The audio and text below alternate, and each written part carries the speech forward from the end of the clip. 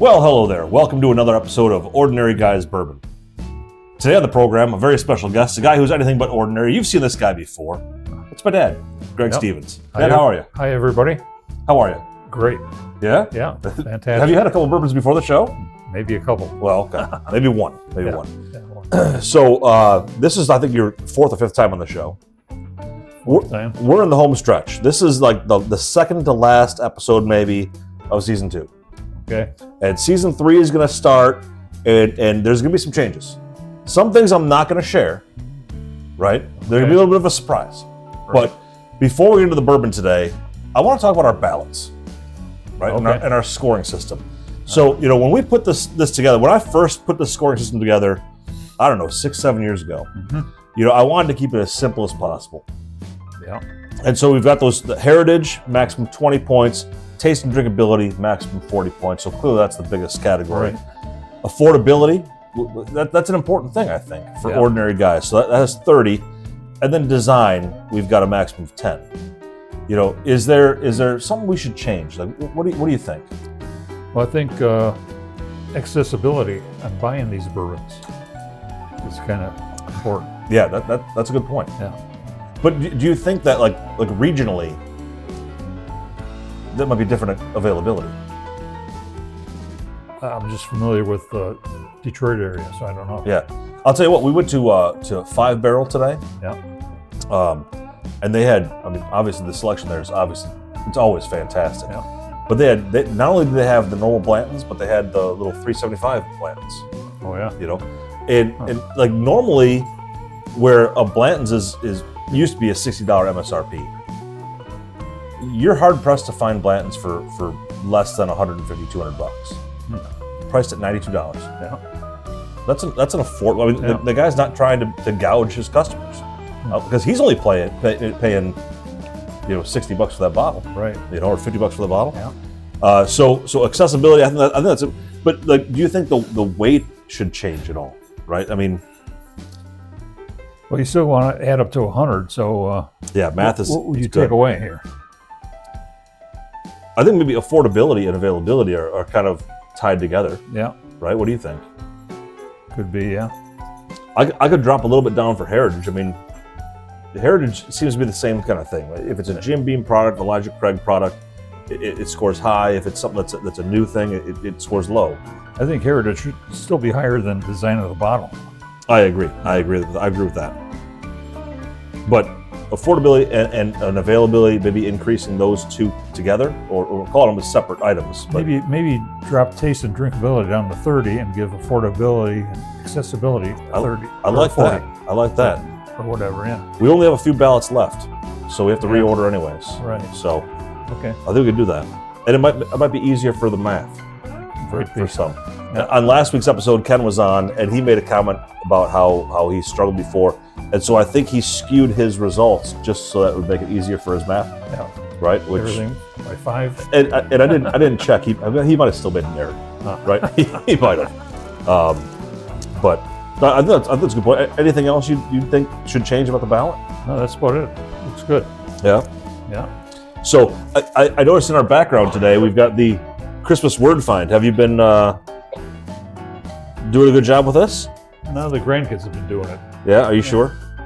Well, they've been having help by their dad. Oh, okay. Yeah. Is he able to find the words? He found quite a few words. Sure. Yeah. Yeah. Okay. Does he just sit in front of it for a long time. a long time? He had 2 Busch beers and he just looked at it. Just zoomed in. Yeah, like one of those old magic pictures that you stared long enough and changed the focus. It would be like a sailboat. So what do we got here today? So today we've got something that's different, right? This is not a bourbon. It's a whiskey. It's a whiskey, but it's a new type of whiskey. Okay. So let me tell you a little about. This is Clermont Steep American Single Malt Whiskey. This bottle I picked up for $34.99. Okay. Technically, it's not a bourbon, but when a product is introduced from the first family of bourbon, as this was, we make an exception for the review. Clermont Steep comes from the James B. Beam Distilling Company with Freddie No's name on the bottle, the 8th generation Beam distiller. Okay. Right? So what's Clermont Steep? It's an American single malt whiskey aged 5 years. Huh. Not quite a bourbon. Yeah. This offer uses 100% malted barley mash bill, comprised of 80% standard malted barley and 20% golden pilsner malted barley.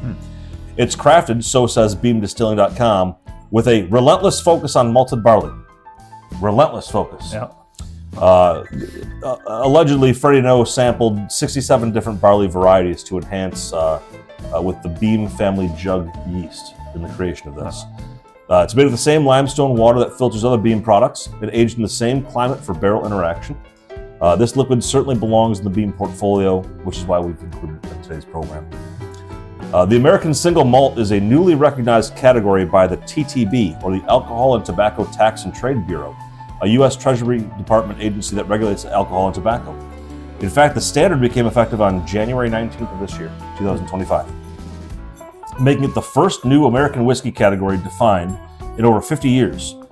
It requires it to be made with 100% malted barley, distilled at one U.S. distillery, and aged in oak. It can also be distilled no higher than 160 proof and bottled at no less than 80 proof. Of course, the Scotch and Irish have long had this figured out. Ireland started distinguishing whiskeys using different grains, including 100% malted barley versus a mix of malted and unmalted barley as part of the 1785 malt tax. Right? You remember that? No one cares. There are other American single malt whiskeys on the market in what appears to be a growing segment.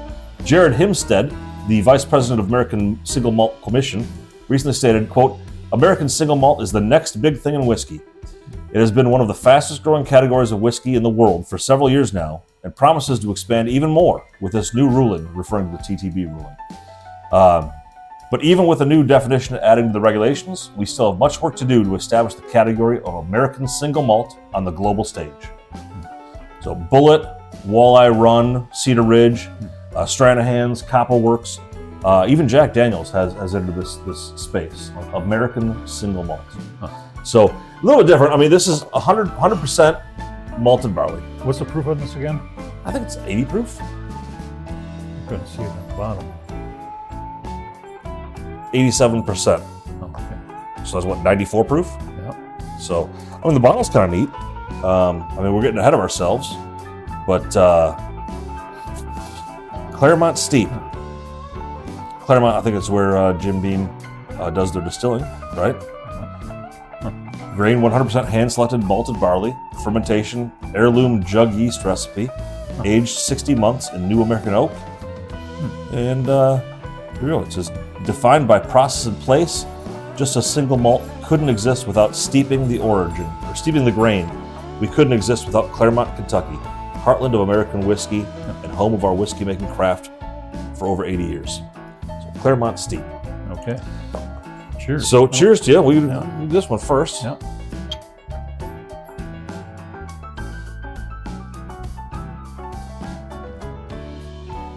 Smooth. That one is smooth. Yeah. I mean, it still has a little bit of a bite to it, right? But it doesn't have that like fire, you know. Yeah, a little bit of a bite, but not bad at all. Cheers again. Cheers again.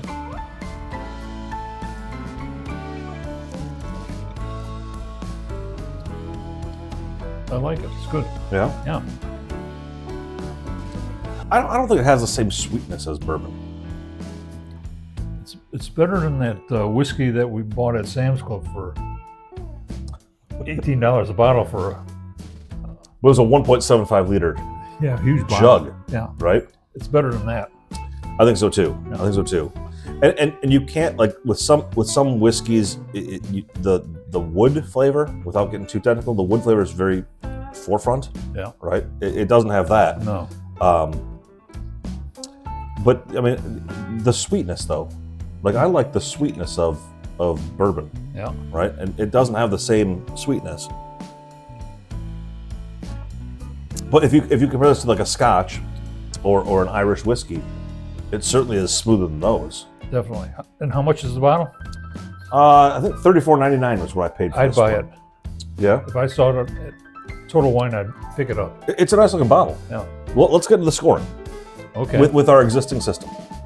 okay, right? sounds good. So Heritage, a new offering, right? Yeah. Certainly the segment is new, right? Yeah. But it comes from that Jim Beam lineage, Yeah. right? Freddie, no, 8th generation master distiller. Yeah. How cool is that? Maximum 20. What do you think? I'm sort of thinking like either 10 or 15. You're going with the Ken math, the increments. Oh, is that what it is? You can go with the 13 and a half. Okay, I'll do 12. How's Okay. that? 12. I'll go with the 12 as well. I do like that number. Taste and drinkability, maximum 40. I'm going to give it a 35. You know, I was thinking, again, we don't have a lot of regulations about our scoring system. And like, if I was comparing this strictly with a bourbon, Yeah. I'd grade it lower, Yeah. right? But if you compare it with a single malt variety or an Irish whiskey or a Yeah. Scotch, I think it's better than those. Yeah. I'd drink this over Scotch every day. Oh, yeah, definitely. Except for, some Scotches have a real, and I don't know the rules, there's probably some that will chirp in. Some Scotches have a very pronounced peaty flavor. I haven't had a Scotch in 30 years. So I forgot how it tastes. wait for season fucking 3. I'm going to give it a 32. Ooh, Yeah, I think that's right. affordability. Affordability maximum 30. This is $34.99 for a new product, just breaking into the market, new offering. I'm going to give it a 24. I'm a little bit lower than that. Ooh. Only because at this price point, if I was shopping for bourbon, Yeah. I'd pick up something different, Yeah. right? I'm going to go with a 18. And then last is design. I like the category of design. I think it's important to keep that one. I don't think I'm going to add up to 100. Even if I gave it a 10. What? But I'm not going to give it a 10 for design. What do you mean you wouldn't add it to 100?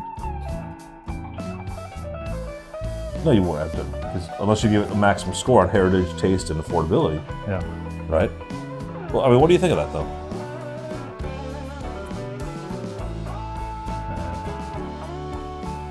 Six. So I think this is the second product out of Beam that has Freddie's name on it. I mean, Little Book was the first one, I think, that Freddie had, Yeah. the different iterations of Little Book.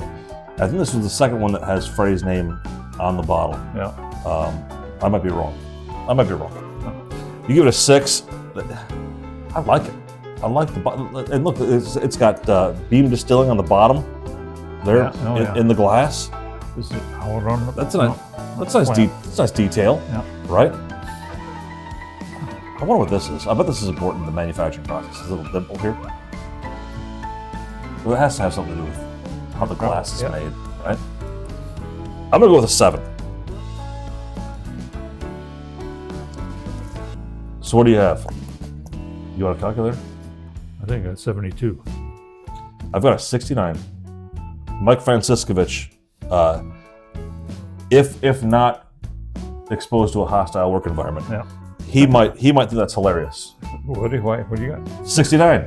Yeah. 69. So 69 for me, 72 for you. That's what, 70.5 on average. Yep. That's a strong score It is. for something that's not a bourbon on Ordinary Guys Bourbon. So I think we had a lot of takeaways today on the episode. Some changes are coming. I liked your input on adding the availability and adjusting some of the scoring. I think Right. availability was Mom's idea too. Yeah, but mom, we've asked her to be on the program before, and I think she feels pressure to be on the program, so much so that it might be hostile. So she's abstained so far, but nevertheless, Pretty good. Pretty good. Yeah, not bad So at all. from Ordinary Guys Bourbon, until next time, I think there's only 1 or 2 episodes left after this, Yeah. and then we wrap up season 2. Yeah. Take a little bit of a break, Yeah. and then come back with season 3. There's some big changes. Big changes. Big Wow. changes in season 3. Okay. So Can't wait. until next time, from Ordinary Guys Bourbon, cheers.